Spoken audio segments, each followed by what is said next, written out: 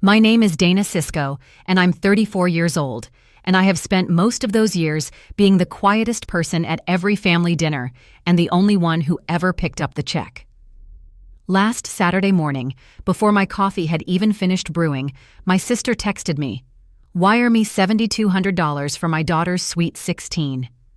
Under it came the photos. A rented ballroom with string lights, a floor-length dress on a hanger, and a $700 cake shaped like a stack of designer boxes. I stared at my phone like it owed me an explanation. But the text wasn't the part that broke me. What my dad said 10 minutes later was, and what I did that night quietly, by 7:30 the next morning, none of them saw coming. Welcome back to Silent Revenge YouTube channel, where the quietest woman at the table is usually the one holding the receipts. If a family that only calls when they need money sounds a little too familiar, do me a favor. Drop a comment and hit subscribe, because this one starts with a cake and ends with a ledger. And I need you to see every number. I read the message 3 times, and each time I read it the same way I read everything, from the bottom up, looking for the total. That's the thing about being an auditor. Other people see a party. I see a number that has to come from somewhere, and I always know exactly whose account it's coming from. My sister Tammy had sent the whole thing to the family group chat, not to me privately, which was its own kind of message. The venue photo had a caption, "Mia deserves this." Then the dress. Then the cake with a little heart emoji, like the heart made the $700 softer. My mother replied within a minute, 3 clapping hands and gorgeous. My Aunt Denise sent a row of hearts. Nobody asked how it would be paid for, because in my family that question has always had the same answer, and the answer has always been me. I set the phone face down on the counter and let the coffee finish. I told myself to breathe, to not do the thing I always do, which is start solving before I've even decided whether it's mine to solve. Because here's what the group chat didn't say out loud. This wasn't the first time a photo had shown up before a bill. It wasn't the 10th. Tammy doesn't send prices. She sends pictures and lets the pictures do the asking. And by the time anyone talks about money, the deposit's already been paid, and the only question left is who's covering the rest. I picked the phone back up. $7,200 for a party for a 16-year-old. And somewhere under my ribs, a decade of quiet math started adding itself up, whether I wanted it to or not. You have to understand how a thing like this gets built, because nobody hands you a bill for 10 years all at once. It comes just this once at a time. The first one I remember was Tammy's transmission when Mia was 6 and the car died in a grocery store lot in February. $900, just this once. Then it was a security deposit when she moved. Then a phone bill she swore she'd pay back by the 15th. Then a credit card that had somehow climbed past $4,000 while she wasn't looking. Each one arrived the same way. Urgent, small enough to feel petty to refuse, wrapped in the sentence, "You're the only one I can ask." And I was. I always was. I'd move the money before I let myself feel the pull of it leaving, because feeling it would have meant admitting there was a pattern. And admitting there was a pattern would have meant I'd have to do something about it. So I didn't count. That was my whole strategy, if you can call it that. I kept the receipts in a folder I never opened, the way you keep a smoke detector you assume is working. Somewhere in those years, I'd started putting things in my own name too. A layaway here, a hold there. Just so you don't lose the spot, Dana, you'll get it back. I never got it back, but I never asked for it either. And that silence was mine, not hers. I was the fixer. Being the fixer felt like being loved, and I had never once let myself wonder what would happen to me, what I was worth in that house, if I ever stopped fixing. People assume I paid because I had it, and that's the easy answer, so let them. But it isn't the true one. The true one is smaller and worse. I paid because when I paid, I mattered. I grew up the older sister in a house where money was always tight and love was always loud. And somewhere along the way, I learned that the safest way to be needed was to be useful. Tammy was the one people worried about. I was the one people relied on. Those are not the same thing. And the second one is lonelier than it looks. When you're the reliable one, nobody checks on you. They just check whether you're available. So I made myself available. I paid the deposits and I fronted the holds, and I kept the folder closed, because as long as I was the one holding everything up, I never had to find out whether they'd still want me around if I put it down. That was the deal I'd made without ever saying it out loud. And here is the thing I've learned the hard way, the sentence I'd carve into the folder if I ever opened it. Love that keeps a balance isn't love, but love that never checks the balance isn't safe. I'd spent a decade so afraid of the first half that I never once looked at the second.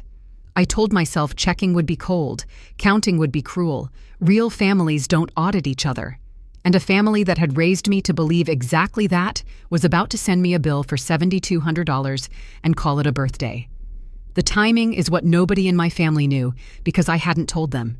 Because telling them would have felt like bragging, and in my family, you don't get to be proud out loud unless it's about someone else. 2 weeks earlier, I'd finally started the paperwork on a condo, not a big one, a 2-bedroom on the east side of Columbus with a leak under the kitchen sink and a view of a parking lot. And to me, it was a cathedral. I'd been renting since I was 22. I'd been saving for the down payment since I was 26, in a separate account I didn't touch, the one account in my life with a lock on it. My loan officer had been very clear.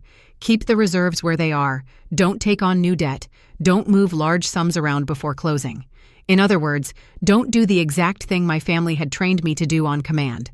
To them, I was the sister with the good job who was doing fine. Fine was a costume I'd worn so long they thought it was my skin. They didn't see the spreadsheet where every dollar had a name and a job. They didn't know that $7,200 wasn't a favor I could absorb. It was the difference between signing in March and starting over. It would come straight out of the one account that was supposed to be the first thing in my whole life that was only mine. And that, I think, is the part that finally turned the key. Not the cake, not even the number. The fact that they were reaching, without knowing it, for the exact drawer I'd spent 8 years learning to keep shut. So I called Tammy, and I kept my voice easy, because I've learned that the calmer I sound, the more room people give themselves to say the true thing. I asked her, just curious, what the real budget was, not to argue. I said that twice, just to see the whole picture. There was a pause, the kind she does when she's deciding how much of a thing to hand you. "Why does it matter?" she said. "Family takes care of family, Dana. That's just what we do." And there it was, the whole religion of my house in one sentence, delivered so gently it almost sounded like wisdom. Family takes care of family. It never means all of us take care of all of us. It means the ones who can carry the ones who won't, and everyone calls it love, so nobody has to call it what it is. I asked again, softer. How much is the venue? How much is the dress? What's already been put down? Tammy sighed like I was the difficult one. "You already handled the venue deposit, remember? Back in the fall. So really, it's not even that much more." I sat very still. I did remember, sort of, the way you remember a dream that turns out to have been real. A quick favor in October, a card number read out over the phone so Mia wouldn't lose the date. "You'll pay it back," she'd said, and I'd said, "Sure." And then I'd closed the folder, like I always do. I'd forgotten it the way you forget a splinter until you press on it. Now she was pressing on it, and I realized I had no idea, none, how many other things in this family had my name quietly attached to the bottom line. I got off the phone and sat with October. It came back slowly, the way these things do once you stop refusing them. Tammy had called on a Tuesday, breathless, saying the ballroom she wanted for Mia's 16th was about to go to someone else, that the manager needed a card to hold the date, or it was gone. She didn't have a card that would clear. Mom's was maxed. Dad's was a joke. And I was the one they called, because I'm always the one they call. And I'd read my number off the back of my own card in the middle of a workday, because the alternative was being the reason my niece didn't get her party. It hadn't felt like a decision. It had felt like reflex. That's how they get you, not with a con, but with a moment so small and so urgent that saying no would make you the villain of a story you didn't even know you were in. I hadn't asked what the deposit was. I found out now, scrolling back through statements with a cold, professional dread I usually reserve for other people's books. $1,500 on my card, under my name, for a room I would never dance in. And if a $1,500 hold had slipped past me because it wore the costume of a favor, then what else had? How many little strings tied to the bottom of my accounts while I kept my folder shut and my mouth shut and told myself that not looking was the same thing as generosity? I opened my laptop. I did not open the folder. Not yet, but I looked at it sitting there on the shelf for the first time in years. Before you decide my father is a simple man, let me tell you the thing I saw 2 Christmases ago, because it changed how I hear his voice even now. I'd gone into the den to find a phone charger, and I found him instead at the little desk under the window, with his reading glasses down his nose and a credit card statement in his hand that wasn't his. It was Tammy's. He was writing a check against it from the pension account that was supposed to last him and Mom the rest of their lives. And he did it the way a man pays a ransom, quickly, quietly, hoping nobody walks in. He looked up and saw me, and neither of us said a word.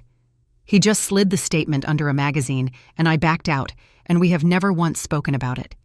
My father, who preaches that family takes care of family, has been drowning in the same water he keeps pushing the rest of us into.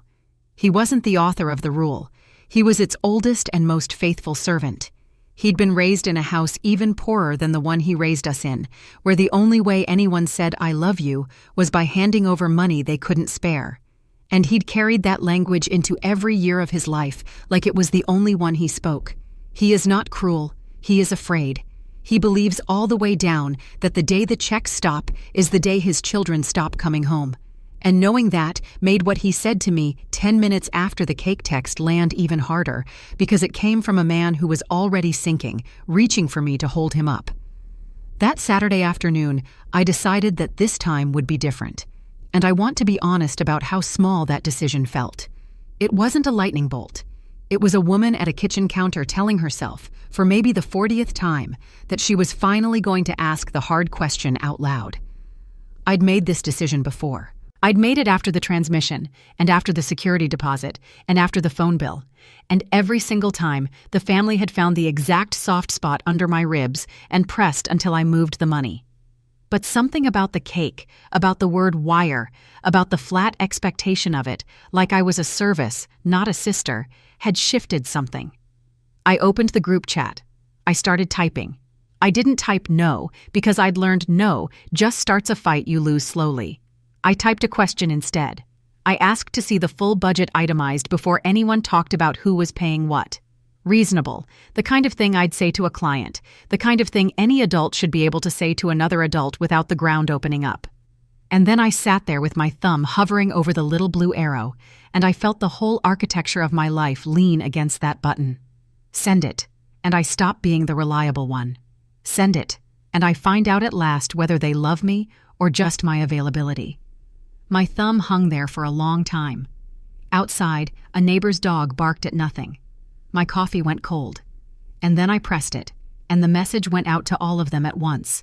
And I set the phone down and waited for the house I grew up in to answer. For about 4 minutes, nothing happened. And those 4 minutes were the longest quiet my family has ever given me. Then the typing bubbles started and stopped and started again. 3 people composing at once, which in a group chat is the equivalent of a room going still. My Aunt Denise got there first. "Since when do we make each other fill out forms, Dana?" Then my cousin, who I hadn't heard from since he needed a cosigner. "Wow, it's your niece."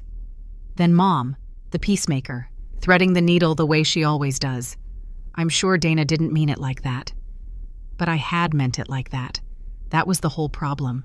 I'd asked one normal question, and the family had reacted like I'd stood up at a funeral and demanded to see the will.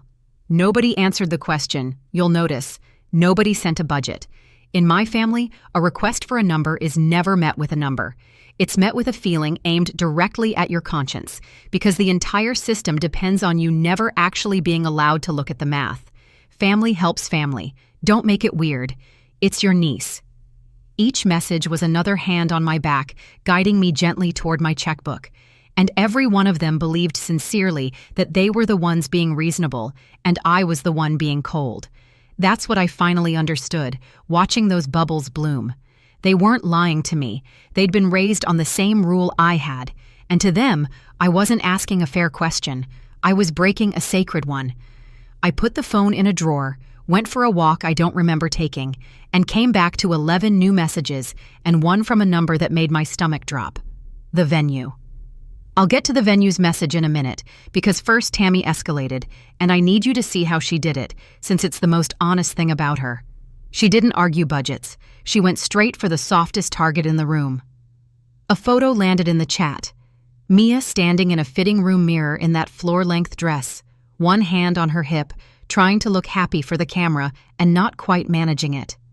Under it, "Guess I'll tell her the party's off because her aunt wants a spreadsheet. She'll understand." She'll understand. A phrase designed to make me the woman who made a 16-year-old cry. And it worked the way it always works. My chest went tight. My thumb went reaching. And for one full second, I was ready to send the money just to make the picture stop existing. That's the machinery of it. Tammy doesn't come at you with anger.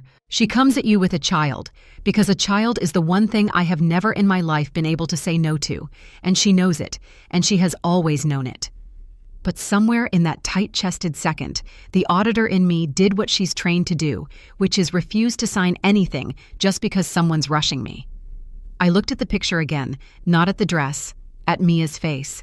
And Mia, my smart, watchful niece, did not look like a girl afraid of losing a party. She looked like a girl afraid of what the party was doing to the grown-ups around her. That was the first crack in the story I'd been told.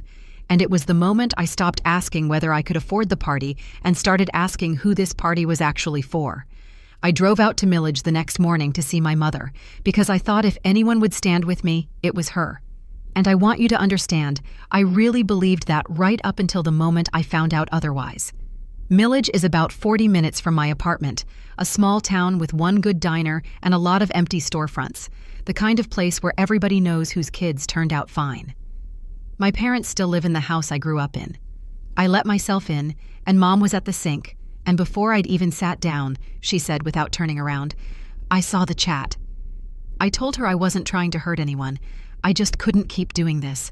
And this one was bigger than she knew, and I needed her in my corner. She dried her hands very slowly. "You've always been the strong one, Dana," she said. And I braced, because in my family, the strong one is never a compliment. It's an assignment. You have more than your sister. You always have. Would it kill you to smooth it over? Just this once. Just this once. Even Mom, even the peacemaker, had a checkbook where her spine should have been. And I understood in that kitchen that peace in this family has only ever meant Dana pays. She wasn't cruel about it. She looked tired and a little scared, and she believed she was asking me to be generous. But she was asking me to hand over the down payment on my whole future so she wouldn't have to sit in a room where her daughters disagreed about money. I left before I said something I couldn't take back. And I drove home understanding that whatever I did next, I was going to do it alone. Mia was sitting on the porch steps when I came out, waiting for me, which she wouldn't have done if she just wanted a ride somewhere. She's 15 and 11/12, all elbows and eyeliner, and a watchfulness that reminds me painfully of myself at that age. I sat down next to her on the cold concrete. For a while, neither of us said anything. Then she said, not looking at me, "You don't have to pay for it, Aunt Dana." I asked her what she meant. She picked at the hem of her sleeve. "The party. I know it's a lot."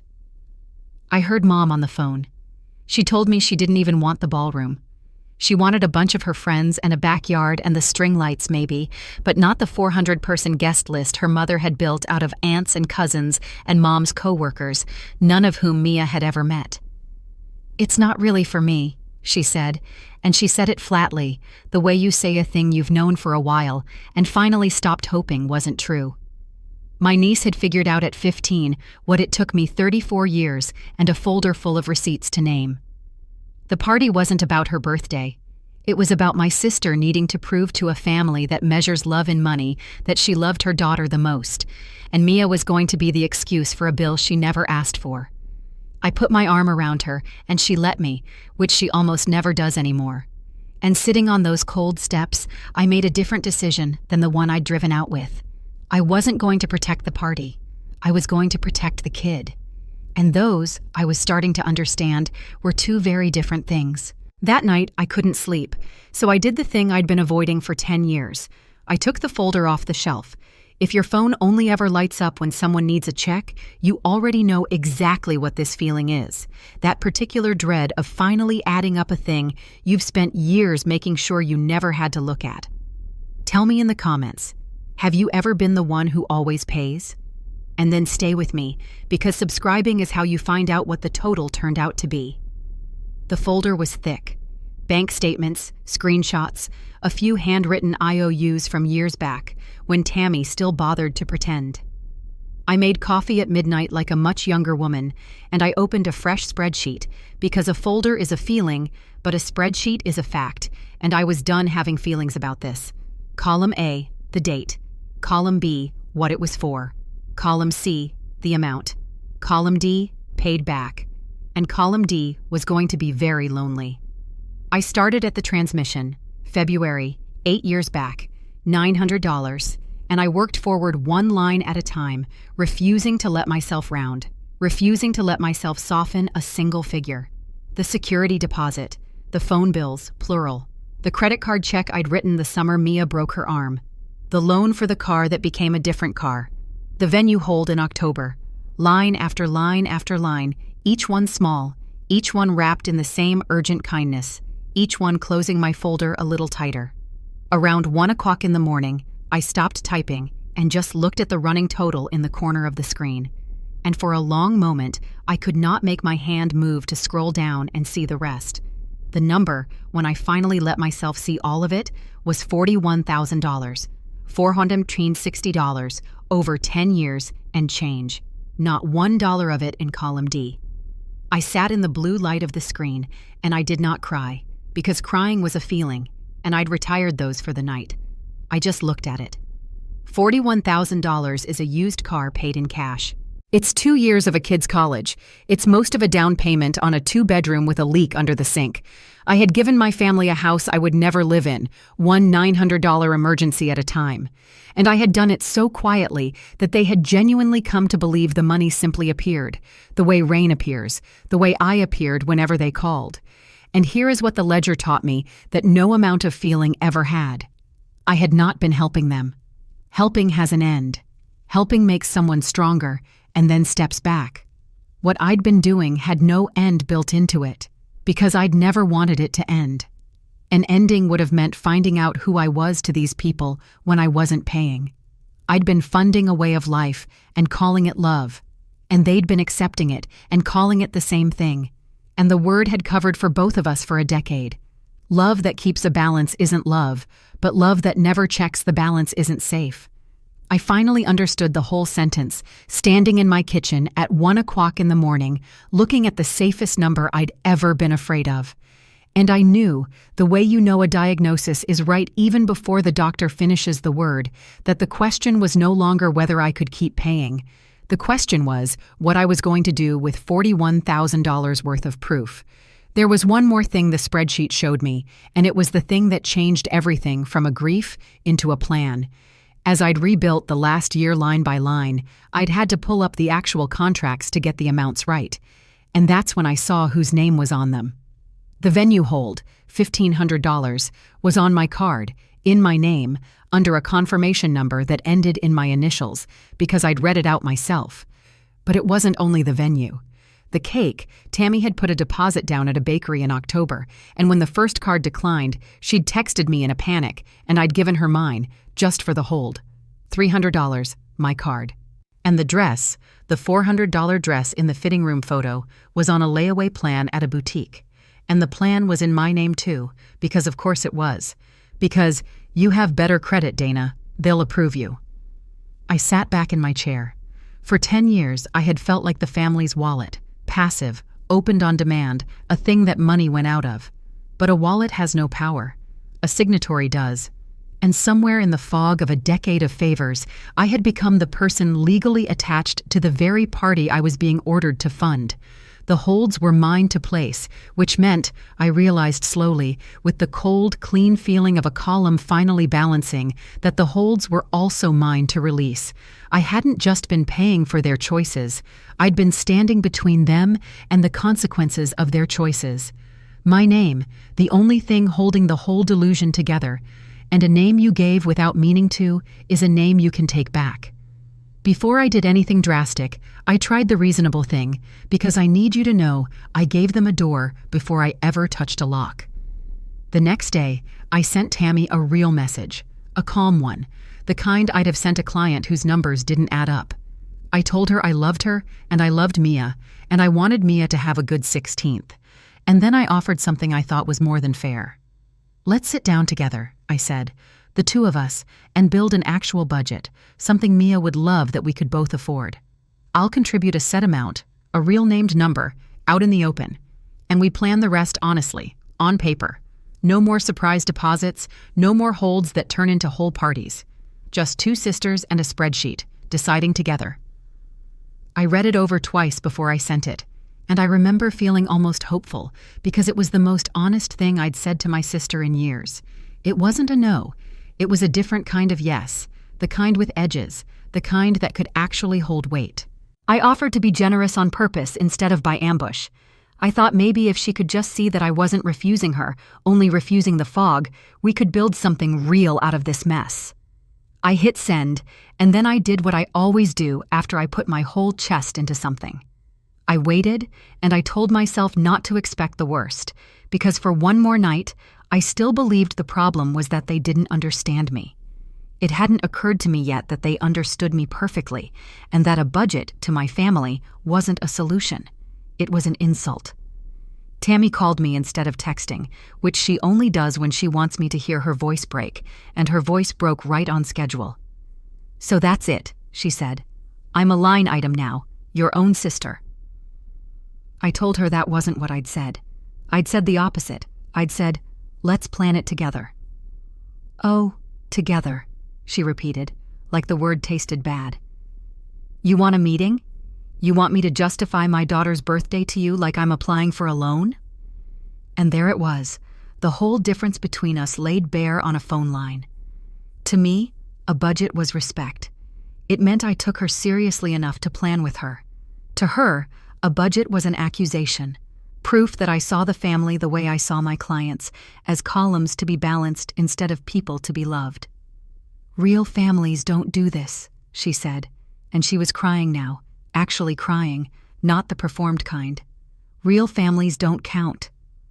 I didn't argue. There wasn't anything to argue. She meant it all the way down. She had been raised, same as me, in a house where counting was the coldest thing a person could do, and where the highest form of love was to give until it hurt and never, ever look at the bill. I had spent 10 years being the exception that proved her rule, the one who gave and never counted. And now I'd picked up a pencil, and to her, that pencil was a betrayal bigger than any amount of money. She hung up before I could answer, and I sat there realizing that the reasonable door I'd opened had just closed from her side, and that there was no version of this where I stayed the good sister. There was only the version where I stayed the family's wallet, or the version where I finally stopped. Then the vendors started calling me, and that's when the trap fully closed, because it turned out the fog had a deadline. The venue emailed first, a friendly professional note reminding Ms. Sisko that the balance of the ballroom rental was due in full within 72 hours to secure the date, and that the card on file would be charged automatically if payment wasn't arranged. The card on file? My card. Then the bakery texted about the cake balance. Then the boutique, about the final layaway installment on the dress. Every single one of them was addressed to me, because every single one of them was my account, and none of them knew or cared that the party they were billing me for was a fight I was losing with my own family. I know some of you are shouting at your screen right now, "Don't pay it, hang up, block them all." Stay with me, because it's not that simple. And what my father said next is the whole reason I finally stopped. If I did nothing, the charges would hit my card in 3 days, straight into the credit line I needed clean for my closing, and the party I never agreed to would become real on my dime whether I liked it or not. That was the genius of how these things get built, though nobody builds them on purpose. By the time I understood the shape of the trap, I was already standing inside it, holding the only key. I could pay and lose the condo and buy myself another decade of being the wallet. Or I could use the one power a signatory has that a wallet never will. My phone buzzed in my hand while I was still staring at the venue's email. The screen said, "Dad," and I knew before I even answered that he was calling to close the door I'd just found. My father does not raise his voice, and that's what makes him effective, because a man who never yells makes you feel like you're the one being unreasonable simply for having a pulse. "Dana," he said, warm, tired, the voice he uses to end things. "This has gone far enough." He didn't ask my side. He didn't mention the budget I'd offered, which meant Tammy had told him her version, and he'd accepted it whole, the way he always accepts her version, because her version never asks anything of him except money. And money, he understands. He explained the family to me like I was a child who'd forgotten the rules. I was the oldest. I had the good job. This was what the strong ones did. They carried, they smoothed, they made the birthday happen. "Your sister struggles," he said. "You don't. That's not her fault and it's not yours. But it means something, being the one who can." I stayed quiet. I've learned that silence makes people say the truest version of what they came to say. And after a moment into that silence, my father said the thing I will hear for the rest of my life. His voice didn't even harden. That's the part I can't forget. He said it gently, like it was obvious, like it was love. "Pay up, Dana, or you're no longer family. Pay up, or you're no longer family." There it was, finally out loud, the price of my membership, itemized at last by the man who'd taught me the currency. Not, "will be hurt," not, "will be disappointed." Gone. Cast out. The whole thing. I'd been paying $41,000 over 10 years to avoid that word, and now I knew the price, and I'd finally decided it was too high. I didn't argue. I didn't cry. I said, "Okay, Dad," in a voice so steady it surprised us both. And I hung up, and I set the phone on the table, and I sat with the cleanest feeling I'd had in years, because he'd just told me exactly what my money had been buying, and now I knew the price, and I'd finally decided it was too high. After a sentence like that, most people fall apart, and I want to tell you I did, because it would make me more relatable. But I didn't. I did the thing I do at work when a number comes in that changes the whole audit. I got very, very calm. It's a strange gift, the auditor's calm. When everything is loud, I get quiet, and I separate the feeling from the figure, and I look at what's actually true underneath the noise. So I sat at my table, and I did that. Feeling. My father just threatened to erase me. Figure. I had a decision to make in 3 days, and I was the only one who could make it. I let the feeling sit in one chair, and I pulled the figure into the other, and I looked straight at it. If I paid the $7,200, here's what I would actually be buying. Not a party. Not Mia's happiness. Mia had told me herself she didn't want it. I'd be buying another decade of exactly this. Another 10 years of favors that never got a column D.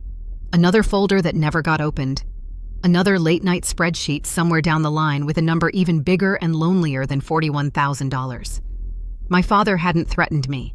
He'd made me an offer. And he'd made the terms unusually clear. Keep paying, stay family. And for the first time in my life, I let myself finish the thought he'd started. What kind of family charges admission? What kind of membership can only be renewed in cash? I'd spent 34 years so afraid of being cast out that I'd never once asked what I was actually inside of. And sitting there, calm as a balanced book, I finally asked it. And I did not like the answer. But calm is not the same as brave, and I need to be honest about the wall I hit next, because it's the real one, the one under all the money. Once I let myself imagine actually stopping, not paying, not smoothing, not fixing. A question came up from somewhere very old and very deep. And it wasn't about the condo at all. It was, who am I to them if I don't pay? But for 10 years, being the one who covered things had been my whole location in the family. It was how I knew where I stood at holidays, why I got the seat at the head of the table, what made my mother call me the strong one, and my father trust me with the truth about his pension. Take away the paying, and I honestly did not know what was left. Would they still call? Would there still be a chair? Or was I, underneath all my competence, just afraid of the same thing Tammy was afraid of being unloved, and had simply chosen a more respectable way to buy my way out of it? That was the hardest thing I saw that week, harder than $41,000, harder than my father's sentence. I saw that my silent generosity hadn't been the opposite of Tammy's neediness. It had been the same wound wearing a nicer coat. She got love by taking. I got it by giving.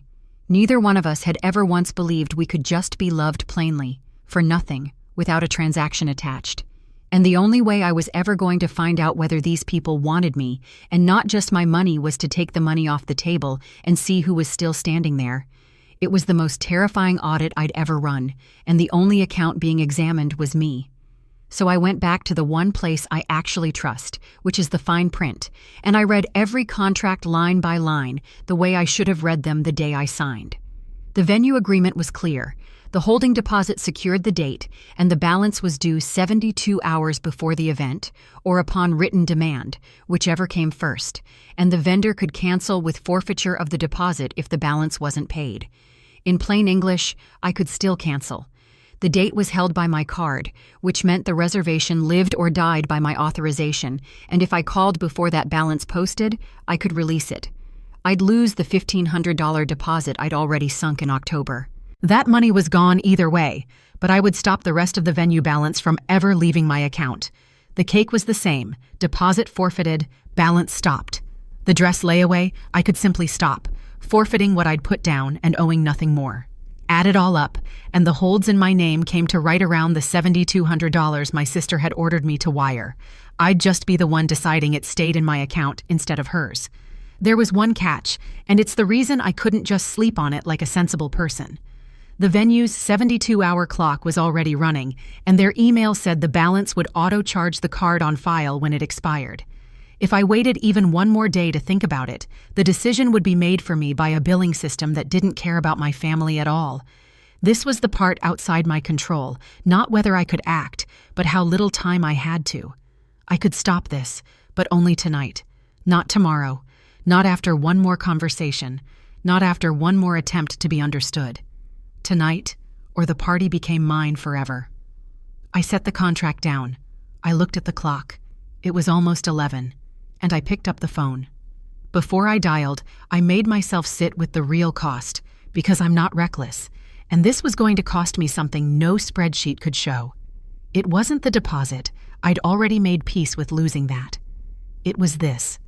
The moment I canceled these holds, the secret was over. Everyone would find out that the venue, the cake, the dress had all been on my card the whole time. That quiet, invisible martyr, Dana, had been the one bankrolling it from behind the curtain.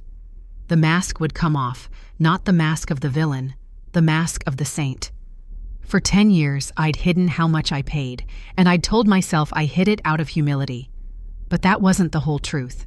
I hid it because being the secret benefactor let me feel superior and safe at the same time. I got to be needed without ever being seen, generous without ever being vulnerable. Canceling meant stepping out from behind that. It meant standing in the kitchen tomorrow and letting them look at me, not as the mysterious source of money, but as a person with limits, a person who could be hurt, a person who had been quietly bleeding out for a decade and was finally, visibly, saying enough. That was the price, not $1,500 being seen. And I understood, holding the phone, that this was the exact thing I'd spent my whole life paying to avoid, that the folder had stayed closed all those years for the same reason, because an open folder is a visible one, and a visible woman can be judged. But she can also finally be known. I'd never once let anyone in my family know me. I'd only ever let them use me.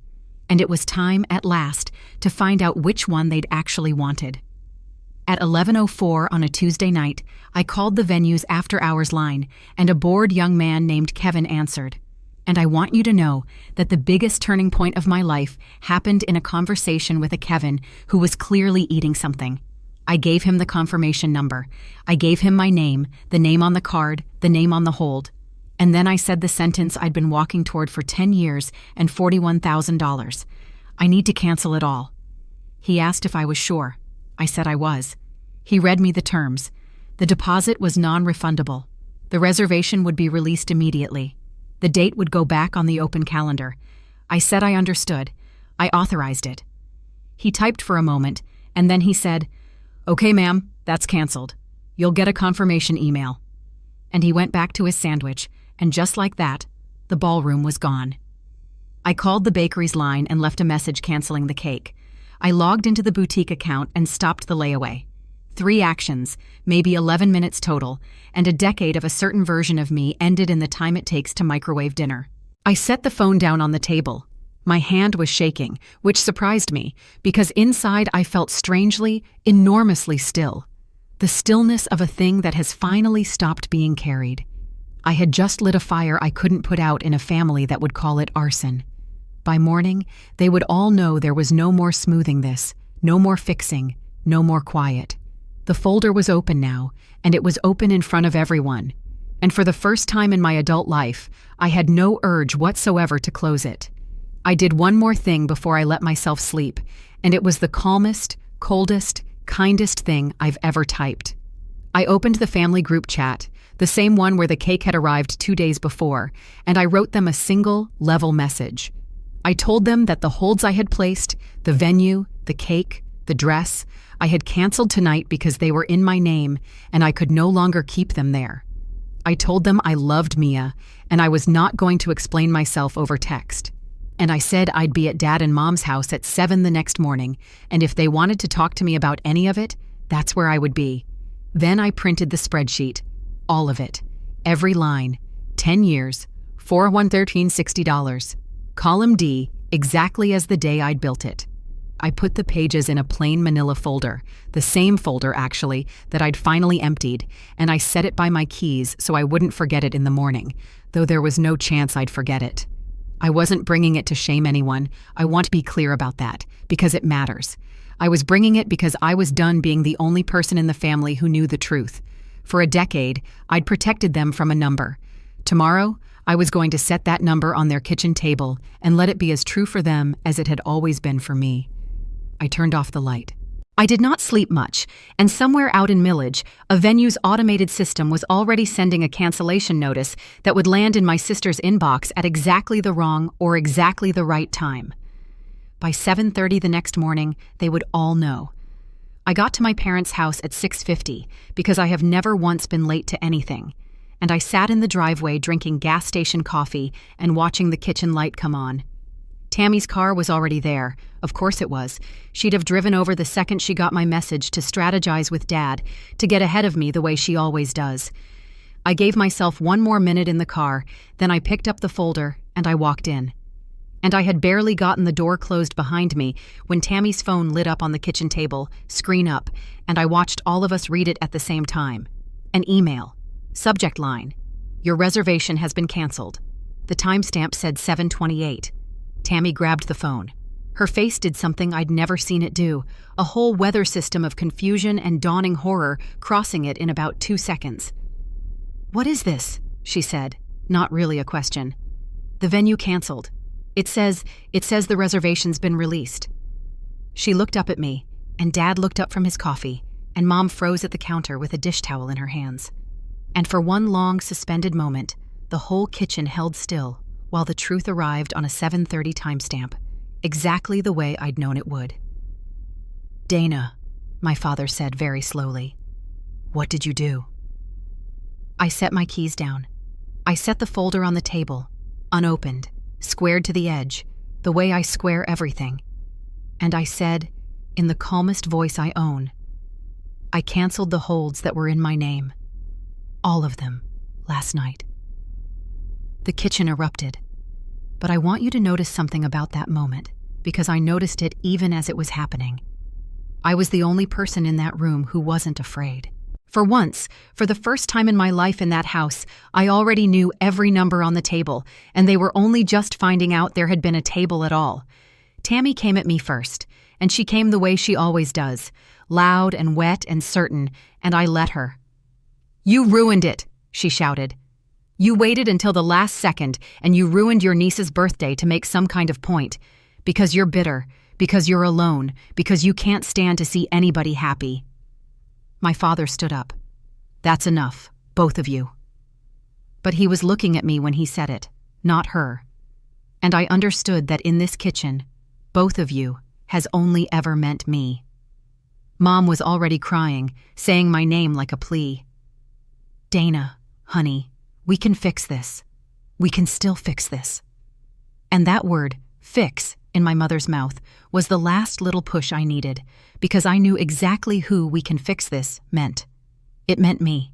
It always meant me. I did not raise my voice. I have never once in my life raised my voice in that house, and I wasn't going to start on the morning I finally stopped being afraid of it. I waited until the noise ran out of gas, until Tammy was breathing hard, and Dad was red-faced, and Mom had one hand pressed to her mouth.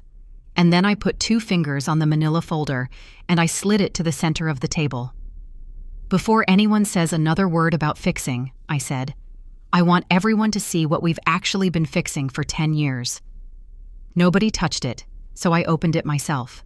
I turned it around so they could read it right side up, and I laid the pages out flat.